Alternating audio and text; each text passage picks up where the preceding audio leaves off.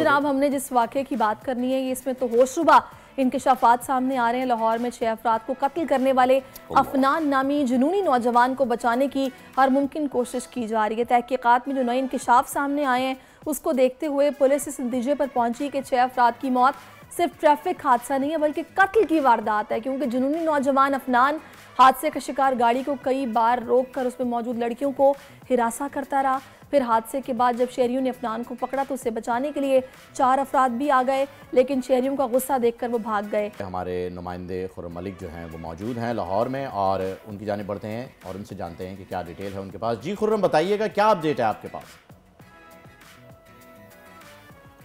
Defence phase 7 के इलाके में इंतहाई अफसोसनाक वाक़या पेश आया कि कम उम्र ड्राइवर की गफलत से या लापरवाही से या इक़दाम कत्ल का मामला था, तो उसकी टक्कर से जो है वो गाड़ी में 6 अफराद सवार जो है वो मौके पर ही जाँ बहक हो गए थे। एक ही ख़ानदान के ये 6 अफराद थे और जैसे ही इस वाक़े के मुतालिक पुलिस को पता लगा, पुलिस जो है वक़ुआ पर पहुँची, उस इलाके को जो है वो कॉर्डन ऑफ किया गया। लेकिन वही मौके पर ही अफनान जो जिसकी उम्र 17 साल बताई जा रही है, उसको ड्राइवर को मौके से ही पुलिस ने जो है वो अपनी हिरासत में ले लिया था। उसके बाद जो है इस वाक़े का मुकदमा जो है वो 322 दफ़ा के तहत जो है वो दर्ज किया गया था और अब जैसे ही अफनान को कोर्ट में पेश किया गया, जिस्मानी रिमांड की इस्तदा की गई, तो उसमें जो है अदालत ने जिस्मानी रिमांड की इस्तदा मुस्तरद करते हुए जेल मुंतकिल कर दिया था। लेकिन उसके बाद जैसे ही कल गुज़श्ता रोज़ इंतहाई जो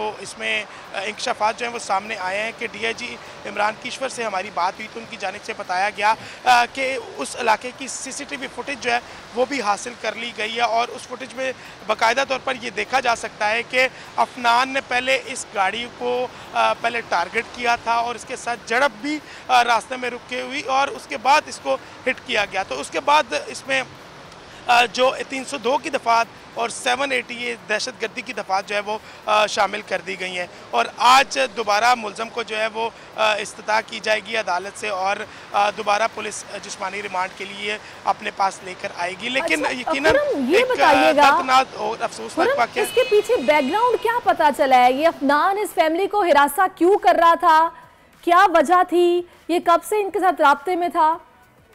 अच्छा, इस वक्त हमारे साथ फैमिली के सरबराह रफाकत अली साहब बात करते हैं। रफाकत साहब, बहुत शुक्रिया आपके वक्त का। रफाकत साहब, जरा कुछ आप बीती बताइएगा कि आखिर ये क्या ताल्लुक था आप लोगों के साथ अफनान का?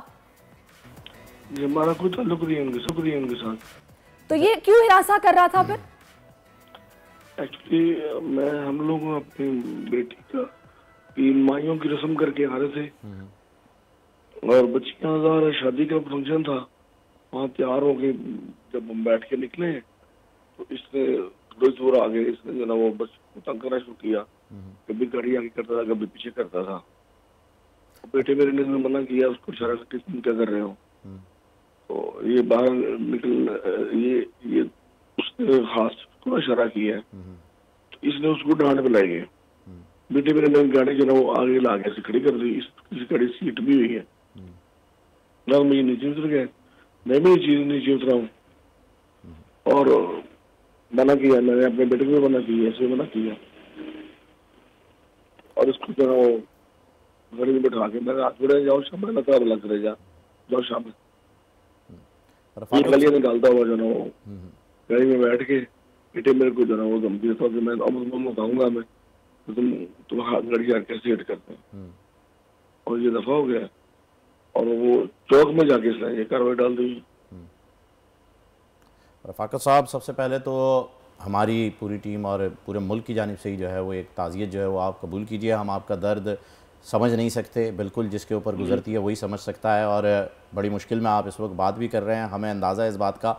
लेकिन आप भी ये बात जानते हैं और हमारी भी यही मजबूरी है कि जब तक आप बात करेंगे नहीं तब तक बात आगे पहुँचेगी नहीं।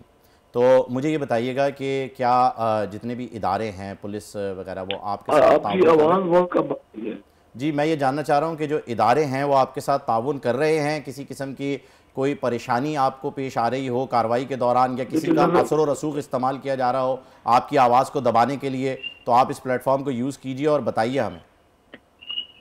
देखिए सर, जहाँ तक इदारों का ताल्लुक है तो फिलहाल तो वास्ता सिर्फ पुलिस से पड़ा है और वो जिस दिन डेथ हुई है 11 से लेके 2015 तक तो पुलिस का बड़ा ही शफाक किस्म का रवैया था मेरे साथ। उन्होंने कोई कॉपरेट नहीं किया, बल्कि उसे तहफ़्फ़ुज़ भी दे रहे हैं। हम कहते रहे हमें मुलज़िम को दिखाएं, इन्होंने मुलज़िम में हमने दिखाया। उसकी वीडियो चल गई लेकिन इन्होंने हमें नहीं मिलाया। यानी आप ये बताना चाह रहे हैं कि पुलिस आपके साथ उस तरीके से ताउन नहीं कर रही, आपको देर से इन्फॉर्म किया जा रहा है चीजों को लेके?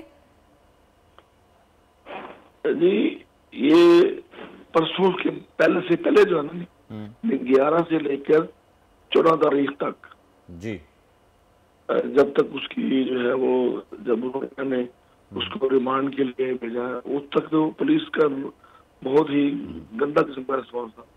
लेकिन अब जब से मैं DIG इमरान कशकोर साहब से मिला हूँ, उन्होंने मेरे साथ बहुत तावन किया है।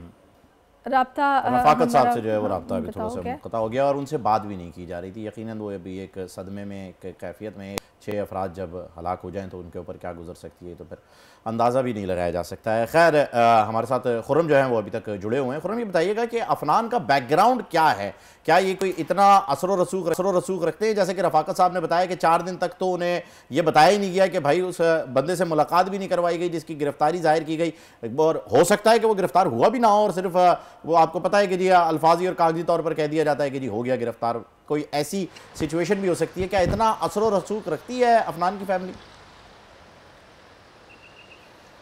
जी बिल्कुल, अफनान की फ़ैमिली के हवाले से भी हमने पुलिस से सवाल किया तो पुलिस का यही कहना था कि अगर फैमिली के बैकग्राउंड के हवाले से हमें कोई लेना देना नहीं है, क्योंकि हमने इंसाफ पर मबनी जो है फ़ैसला करना है और तमाम पहलुओं पर जो है वो तफ्तीश भी की जा रही है। लेकिन ये मैं आपको बताता चलूँ क्योंकि अफनान मौके से ही गिरफ़्तार कर लिया गया था और अफनान का एक वीडियो पैगाम जो उसने पुलिस को दिया था वो भी सामने आया था और उसके बाद उसको कमरा अदालत में भी पेश किया गया था, अदालत के रूबरू भी पेश किया गया था और उसके बाद उसका जुडिशल रिमांड जो है वो अदालत ने दे दिया था। अफनान को मौके पर अगर गिरफ्तार ना करती पुलिस तो डेफिनेटली यही होना था कि पुलिस ने किसी न किसी लाइसेंस वाले बंदे को जो है बीच में मुलव्वस कर देना था कि वो गाड़ी चला रही है। लेकिन मौके से ही अफनान, जिसकी कम उम्र ड्राइवर था, जिसकी गफलत और लापरवाही की वजह से ये एक इंतहाई अफसोसनाक वाक़या जो है पेश आया है। पुलिस का अब इस हवाले से यही कहना है कि तमाम पहलुओं पर जो है वो तफ्तीश की जा रही है और जल्द अज जल्द इस तफ्तीश को मुकम्मल भी कर लिया जाएगा। और